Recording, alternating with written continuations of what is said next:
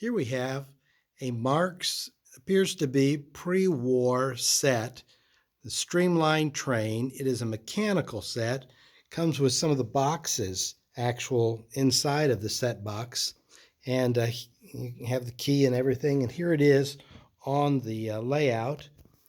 It is a Commodore Vanderbilt 040 type train, and it has a tender, New York Central, then a gondola, and a tank car, and then the caboose. And watch it run. It's a very smooth running train. Got a bell with it too. And it just goes on down the track.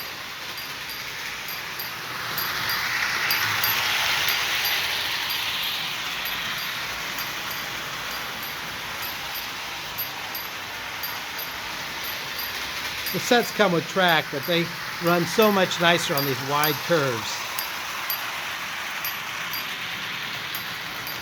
Look at it go.